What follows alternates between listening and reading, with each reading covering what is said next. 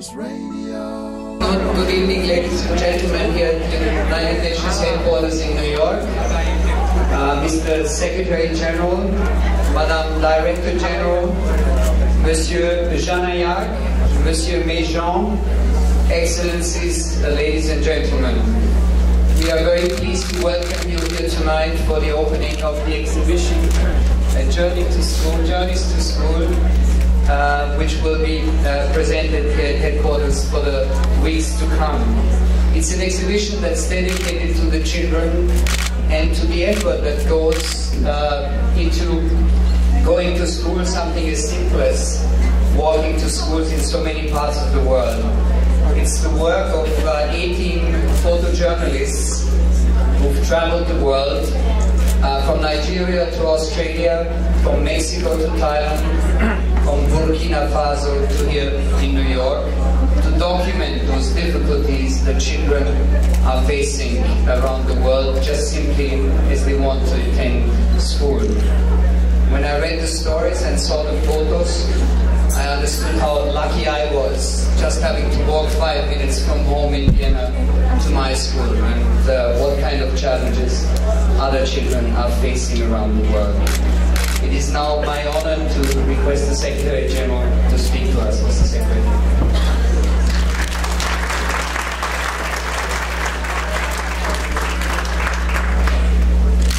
Madame Elena Bokova, Director General of UNESCO, Mr. Jean-Marc Janayak, Chief Executive Officer of Veolia Transnet, Mr. Olivier Median, CEO of CIPA Press.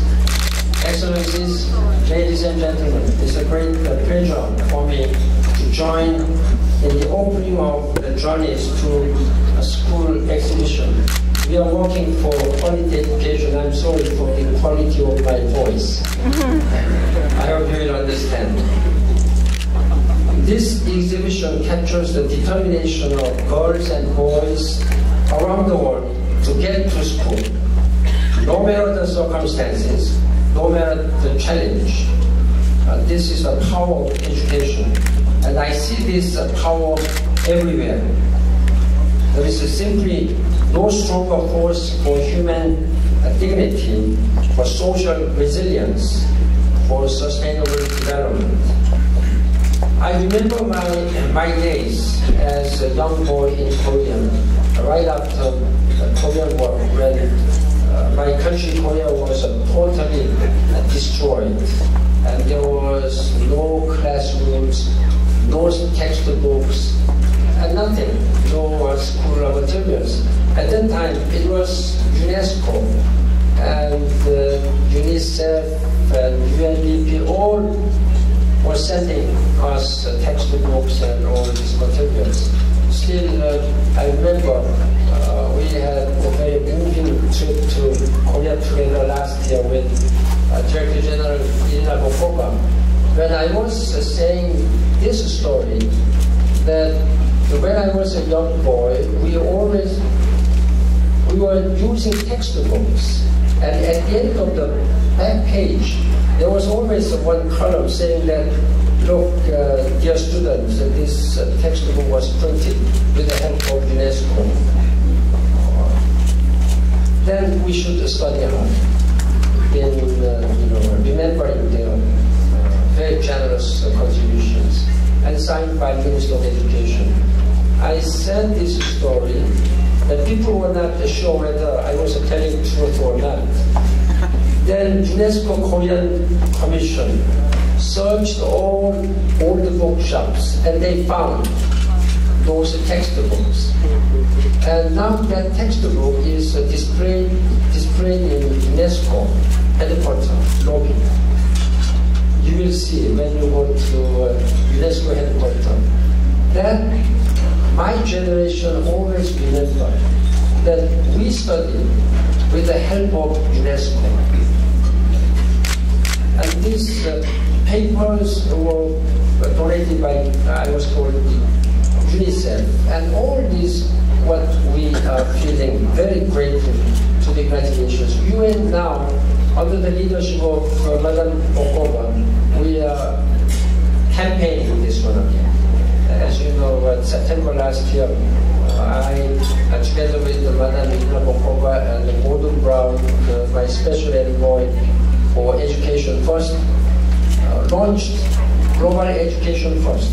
It's getting a lot of support, and this is a part of such campaign. We are having these exhibitions. I hope this will give a good inspiring lessons to all the people. The spirit of power and possibility underpins the Global Education First initiative, which I launched last September, as I said. The initiative has three objectives. First, to make sure every girl and boy goes to school. Second, to improve the quality of learning. Third, to foster global citizenship through education. Putting education first. These are champions to succeed. We have these champions in young women and men across the world, including all those featured in this exhibition. You too can be a champion for education, and I thank you for your participation. We have made great progress in reaching our goals for education, but we are not there yet. It is unacceptable that 61 million children are still out of school. It is unacceptable that 200 million people do not complete primary education. Too many of those who are in school are failing to get the right skills. We must put education first to build the world we want. A world without poverty, violence, and hunger. A world where all girls and boys can go to school and learn what they need. This exhibition reminds us of what we are fighting for.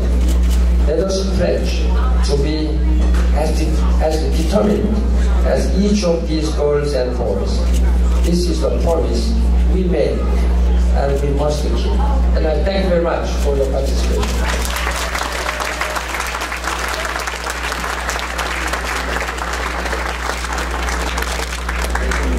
Thank you very much, Mr. Secretary General, and may I now request the Director General of UNESCO, Madame Levina.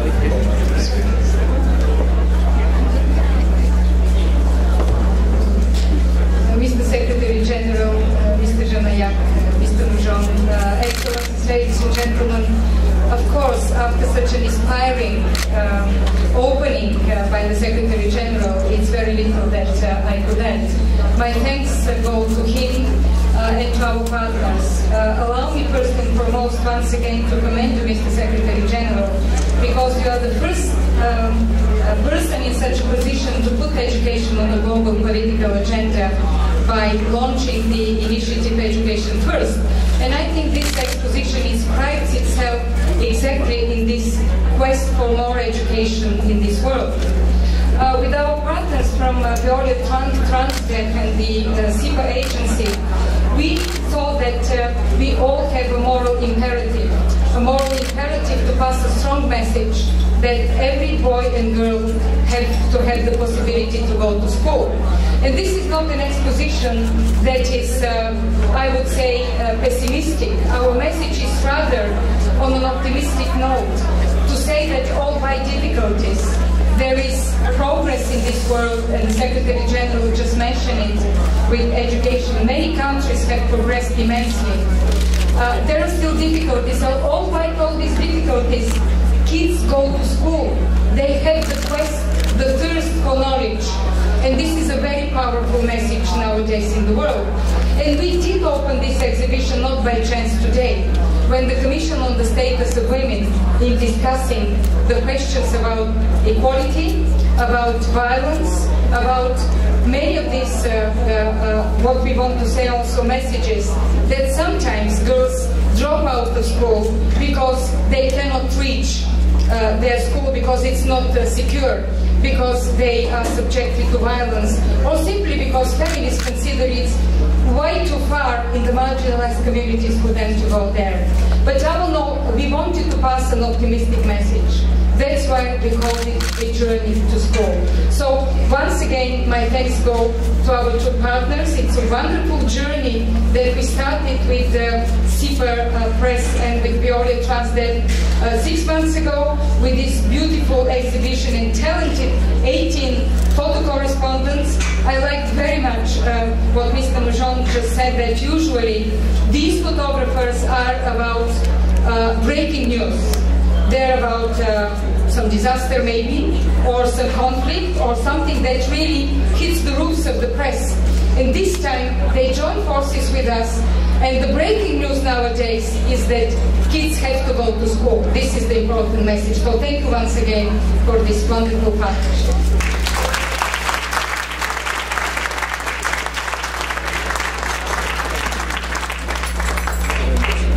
Thank you, Madam Director General. I would now like to ask the Chief Executive Officer of Veolia Transdev, Mr. Jean-Marc Janaya. Mr. Janaya. Mr. Secretary General, Mrs. Director General, Excellencies, ladies and gentlemen, I'm very grateful for your presence here tonight, and I wanted to thank Mr. Secretary General to welcome us in such a prestigious and symbolic place. This exhibition, as you told, means 6 months of work together, and we first had this idea of this exhibition, realizing that even though the desired program bring millions of children around the world into schools each day, for many of them it remains a struggle to arrive. And the link with Veolia Transdev among the world leaders in the transportation industry is obvious, in helping a growing number of children around the world to reach class. Public transportation plays an important daily role in helping make the right to education a reality for all. In transporting so many travelers around the world, we are well placed to see that in both the city and also in the countryside, lack of mobility remains a key source of inequality, denying too many people access to essential services, to work, to school, or to health care. In addition to providing efficient solutions for mobility, public transport networks make many of their contributions to cities and to humanity. They create a spirit of civility. In connecting regions, they reduce zones of exclusion and build new connections between people. They thus contribute to reducing divisions and inequality in society. Telling that, I'm just a spokesman of all our employees. With their commitment to the public interest, our employees are acutely aware that their mission goes well beyond simply transporting passengers, and especially when it comes to taking care of school children. Supporting children is an act of personal commitment that requires the utmost care. So, in all these dimensions, this project reflects Veolia Transdev's approach to the industry. And it's a reason why, since the beginning of our project, we put all our efforts into the realization of this exhibition. There is no need to present each student's story. The photos are so powerful and evocative and touch us beyond the words. But I would take just one example. The story of Santiago Munoz here in New York, who goes through a grueling 5 to 6 hours commute each day to get from his home in Far Rockaway to the Bronx School of Science, including 2 trains, 2 buses, and 3 transfers. Santiago and his family are with us tonight, and we extend them a warm welcome and our admiration for Santiago's commitment to getting to school and for being an exemplary student.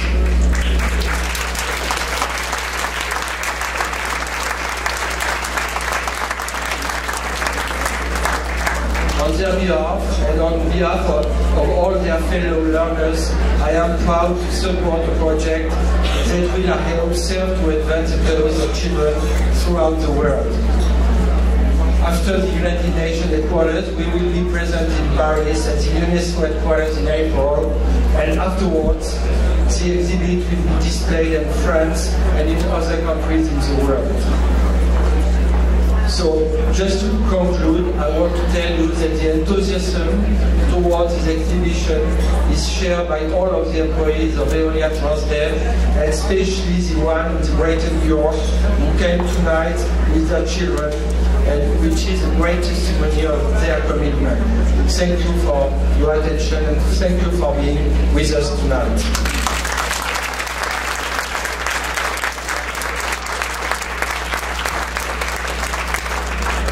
Mr. Janaillac. May I now request the Director General of SIPA Press to join us to speak with us.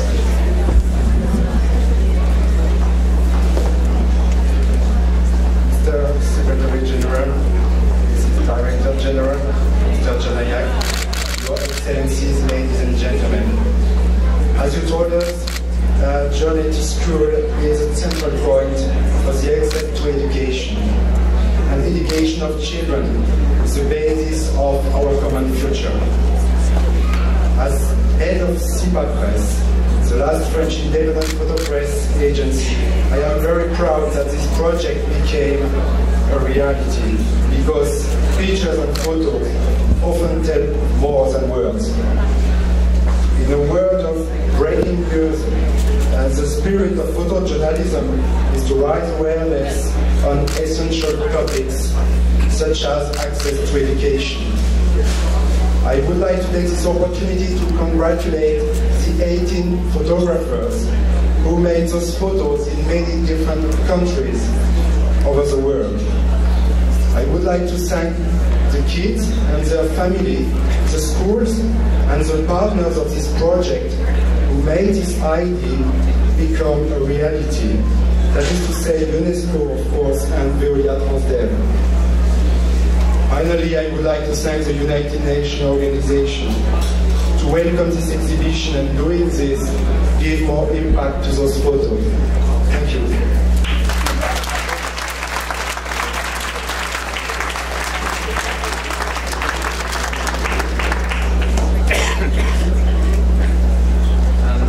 Thank the speakers again, thank UNESCO, SIPA Press and Veolia Transdev for putting together this exhibition, and at the same time thank the team of DPI, Department of Public Information, who helped to set up the exhibition. And I now have the pleasure jointly to invite all of you to have a look around at these, as was mentioned before, very powerful images. Thank you very much for joining us.